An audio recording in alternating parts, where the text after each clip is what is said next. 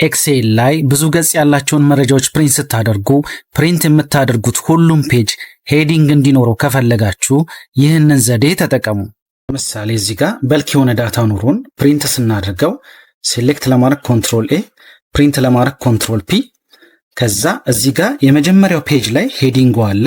ከዛ እዚህ ጋር መጥቼ ኔክስት ፔጅ ብለው እዚህ ጋር ሄዲንግ የለውም ሁለተኛው ፔጅ። አሁንም ኔክስት ባረገው እዚህ ጋር ሶስተኛውን ፔጅ ሄዲንግ የለውም። ስለዚህ በእያንዳንዱ ፔጅ ላይ ሄዲንግ እንዲኖረው ከፈለግን መጀመሪያ ሴሌክት ለማድረግ ኮንትሮል ኤ፣ ከዛ በኋላ አልትና ፒ፣ ከዛ አይን ነካለን። ከዛ ፕሪንት ታይትልስ ይመጣልናል። ከዛ ሮውስ ቱ ሪፒት አት ዘ ቶፕ የሚለው ላይ ይሄንን እዚህ ጋር ክሊክ እናደርግና ከዛ እዚች ጋር መተን ይሄን ሄዲንጉን ነካለን። ከዛ ኦኬ እንለዋለን። ከዛ በኋላ ፕሪንት ለማድረግ ኮንትሮል ፒ፣ ከዛ እዚህ ጋር የመጀመሪያው ፔጅ ላይ ሄዲንጉ አለ። እዚህ ጋር ኔክስት ስለው ሁለተኛው ፔጅ ላይም ሄዲንጉ አለልን። ኔክስት አሁንም ስለው ሶስተኛ ፔጁ ላይም ሄዲንጉ አለ። ይህንን ዘዴ በመጠቀም ብዙ ገጽ ያላቸውን መረጃዎች ፕሪንት ስታደርጉ ሄዲንግ እንዲኖረው ማድረግ ትችላላችሁ።